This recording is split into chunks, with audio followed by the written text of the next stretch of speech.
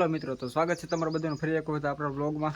તો આજે જઈએ છીએ આપણે તળાવે, ગામના તળાવે, કેમ કે આપણે જ્યારે તળાવ ઉપરથી પાણી નીકાળ ઉપરથી પાણી જતું હતું તો એ ગયા હતા, એ પછી આપણે એક વખત તળાવમાં આટો મારવા નથી ગયા, તો એના જઈને જોવું છે આપણે હવે કેવો નજારો છે। પહેલાં તો ખૂબ સરસ નજારો હતો ને એનો, અત્યારે જોવું છે કેવો નજારો છે ના જઈને। તો ભાઈ હું છે ને ગામના તળાવે પહોંચી ગયો છું અને તમને તળાવ બતાવું કેવું છે તળાવનું વાતાવરણ।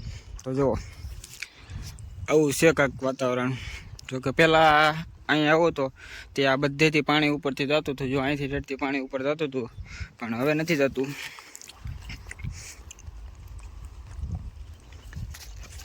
જો આવું છે કાંઈક તળાવ। અત્યારે તો નિકાળા ઉપરથી પાણી પણ નથી જતું, નિકાળા નીચેનું પાણી છે। અને આ કાંઈક નિકાળા નીચે આવું કાંઈક પાણી ભર્યું છે, હજી ખાડે એમ જોઈ શકો તમે, આવું પાણી ભર્યું છે। અને અંદર મોટી મોટી માછલીઓ પણ દેખાય છે તમને, જો દેખાતી હોય તો બહુ મોટી માછલીઓ દેખાય છે જુઓ નીચે। અને આ સાઈડ કાંઈક આવું તળાવ ભર્યું છે જુઓ। તો તળાવ ઘણું ખાલી થઈ ગયું છે, આ બધેથી ઉપરથી પાણી જતું હતું અને નિકાલ નીચે થોડોક એટલા પાણીના કુંડા છે, કુંડા ભર્યા છે। અને જો આમાં પણ પાણી ફૂલ જતું હતું જ્યારે હું આવ્યો તો, આ બધું અત્યારે ખાવ આમ કોરું થઈ ગયું છે, એમ કે સુકાઈ ગયું છે, બધું લીલું હતું અને તળાવ પણ ઘણું પાણીનું સુકાઈ ગયું છે। તો હું છે ને ભાઈ તળાવેથી સીધો વડાવળીમાં મંદિરે આવ્યો હતો, કેમ કે અહીંયા મમ્મીની અન્ય ક્ષેત્ર હાલે છે, તો મમ્મીની બધા રસોઈ બનાવતા હતા। તો જો અહીંયા રસોઈ બનીને તૈયાર થઈ ગઈ છે। મારા કાવ્યાબેન કાંઈક કરે છે, તો શું કરે છે, શું કરે છે કાવ્યા? કયું ચિત્ર બનાવે છો? રીંગણાનું? રીંગણાનું ચિત્ર બનાવતા આવે? બનાવે તો કેવું ચિત્ર બનાવે? તમારે રીંગણાનું ચિત્ર બનાવે છે તો રેમ્બો મેઘધનુષ બનાવે છે, બનાવે તો કેવું બનાવે છે? કાવ્યા મેઘધનુષ બનાવે છે, આપણે રેમ્બોનું ચિત્ર બનાવે છે, તો જોઈ છે કેવું બનાવે છે એ, આવું કાંઈક કરે છે। તો ભાઈ એ ચિત્ર બનાવે છે ને આપણે તમે બતાવું, જો આ રીતના કાંઈક મંદિર છે, મંદિર જોલા પણ વડે વડે મને મંદિર રહ્યું, અને આ અન્નક્ષેત્ર અહીંયા છે, અને આ રસોઈ છે, રસોઈનું બનાવવાનું આવું કાંઈક છે ભાઈ। તો ભાઈ આ મંદિરે છે ને હવન કરવાનું અહીંયા છે, જો આ બનાવેલું છે સ્પેશિયલ હવન માટેનું। અને હવે અમે મંદિરમાં જઈએ છીએ, અને આ કાંઈક ઝાડવા છે મંદિરે, મસ્ત વાતાવરણ જેવું છે। અહીંથી અંદર જવાનું, મંદિરમાં જઈએ છીએ અંદર ચપ્પલ કાઢીને, તો આ મંદિરમાં છે અંદર કંઈક।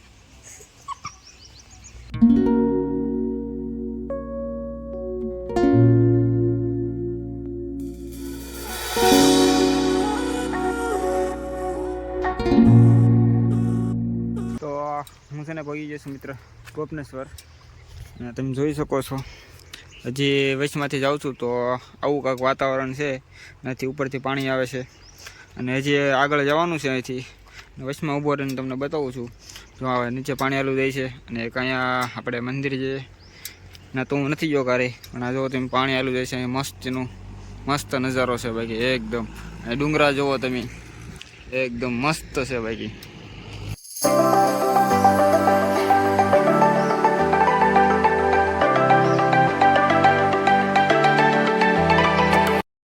હું અહીં પહોંચી ગયો છું મિત્રો, અને તમને અહીંથી લોકેશન બતાવું, મંદિર છે અહીંયા આપણે, અહીંયા કોઈકની બાઇક પડી છે, કોઈક આવેલું લાગે લોકેશન જોવા, તો અમુક ભાઈ છે જો અહીંથી એક નંબર બાઇક લોકેશન આવે છે, જો પાણી ભરેલું છે એટલે બાકી અહીં કુંડ છે, જો આ કુંડમાં પાણી જાય છે, અહીંથી ફૂલ બધે પાણી ભરેલું છે, અહીંથી જો તમે ડુંગરાનું વાતાવરણ બતાવે છે આપણે, તો અહીંથી એક નંબર વાતાવરણ છે, તમે જુઓ મસ્ત લોકેશન છે જોરદારનું। જુઓ નીચે માછલીઓ પણ તરે છે જુઓ, ને આ કુંડ છે, અહીંથી આ મંદિર ચોખ્ખું બધે આમ જો લોકેશન એક નંબરનું છે અહીંથી। તો ગોપનેશ્વર મહાદેવે પહોંચી ગયો છું, અને ગાડી મૂકી દીધી છે આપણે, તો પહેલાં મહાદેવના મંદિરે આપણે દર્શન કરતા આવીએ, અને પછી ઉપર આપણે તળાવ બાજુ જઈ તો જુઓ તમે આવો કાંક અહીંથી રસ્તો છે અને આ નજારો જુઓ.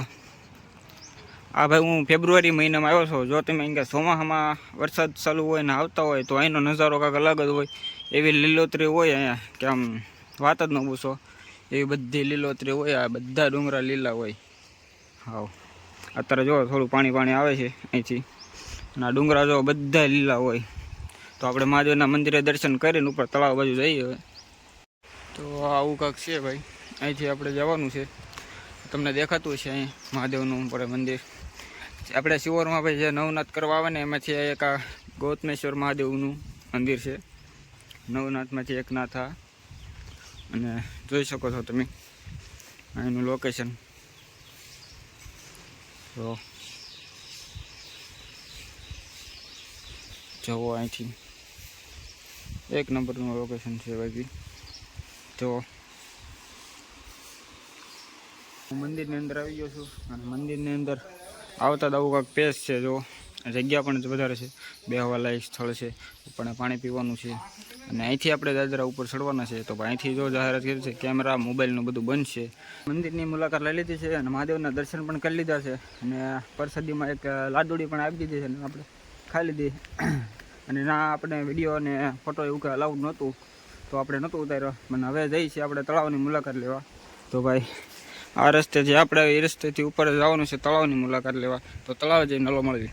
આપણે પહોંચીએ છીએ ગોપેશ્વરના તળાવે. તમે પાછળ જોઈ શકો છો તળાવ આવું એટલું ભર્યું છે ભાઈ. આ તળાવ જો આખું ભરેલું તળાવ છે. જો આ ડુંગરા જુઓ અને આ એક નાનો અમથો કોઠો છે. અહીંથી જો બધા માછલીઓને મમરાને એવું ખવડાવે. અહીં થેલી નાખી છે. પ્લાસ્ટિક નીચે ન નાખીએ કે એટલે પ્લાસ્ટિક આમાં નાખી દેવાનું. અંદર મમરાની થેલી પડી છે અને અહીંથી બધા મમરાને એવું ખવડાવવા આવે છે માછલીઓને. અહીંયા જો અહીં નીચે મમરાને એવું નાખે. જો તમને મમરાની થેલી જો તોય નીચે કેટલાય નાખી દીધેલી પડી છે અમને. જો અહીં બધે મમરાની થેલી નાખે માછલીઓ ખાવા આવે. જોઈ શકો છો આવું તળાવ કંઈક ભર્યું છે. તળાવની ઉપર આવી પાળ છે. જોવો તમે અહીંથી માણસ આવી રીતના જોઈએ કે મસ્ત રીતને બનાવેલી પાળ છે અહીંયા.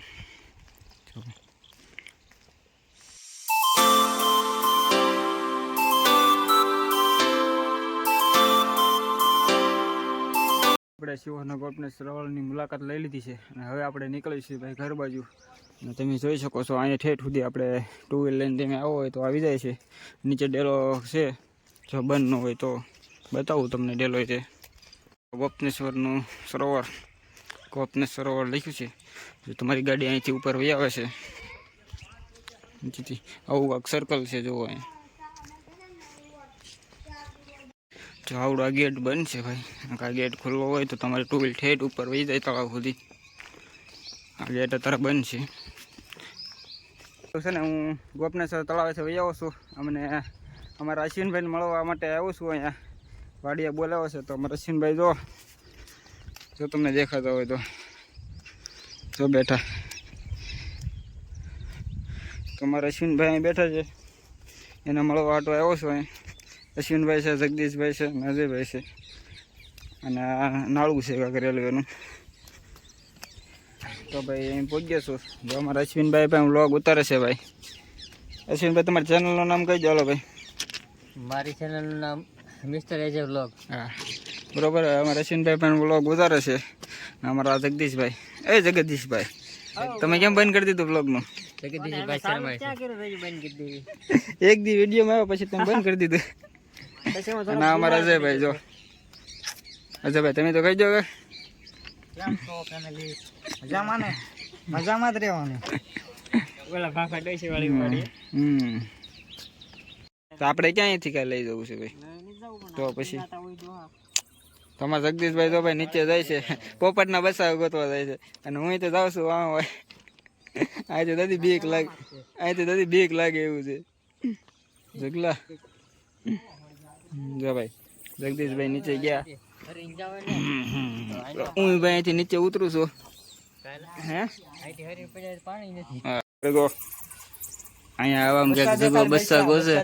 હા પણ અહીં એટલે બહુ વાય છે. હું અહીં કાન કરી આ દેખાય છે કાનગડી નહીં બધું જેવું છે પોપટ ક્યાં છે અંદર ફોન નાખ તો દેખાય અહીંયા જો અહીં તો ખૂણામાં હિન્દુ ગુરુ કહ્યું તો પછી અંદર જગાભાઈ જગદીશભાઈ બતાવે છે આપણે ફ્લેશલાઇટ ચાલુ કરી જોકે મને તો કાંઈ બતાવતું નથી ભાઈ તમને કાંઈ બતાવતું હોય તો કહેજો નથી બતાવતું ઉપર હાલે લાઈટ કરું હા બતાણો બહુ અંદર છે ભાઈ રસ્તો છે અને જો અવાજ આવે કાનકડિયાનો તમને જો અહીંથી આવવા મમ્મી ચડી છે હાલો ભાઈ માથે ચડો હાલો જો ભાઈ અહીંથી માથે ચડવાનું છે મારે ભાઈ અમે તો ઉપર આવી ગયા છે અમે જગદીશભાઈ ને બધા હેઠે તો બીક લાગે એવું છે તો ભાઈ અમે છે ને નીચે આવી ગયા છે નાળા નીચે અને આપણે સવારમાં હુરકાન તળાવ જોવા ગયા હતા તો જો એ જ નદી આવડી આ નીકળેલી છે હુરકાના તળાવવાળી જો અહીં થોડું પાણી ભરેલું છે અને જો આ નાળા ઉપર હતા એ જોઈ શકો છો તમે તો ફાઇનલી મિત્રો આજનો વ્લોગ આપણે અહીંયા પૂરો થાય છે જો તમને આ વિડીયો ગમ્યો હોય તો લાઈક શેર અને સબસ્ક્રાઈબ કરવાનું ભૂલતા નહીં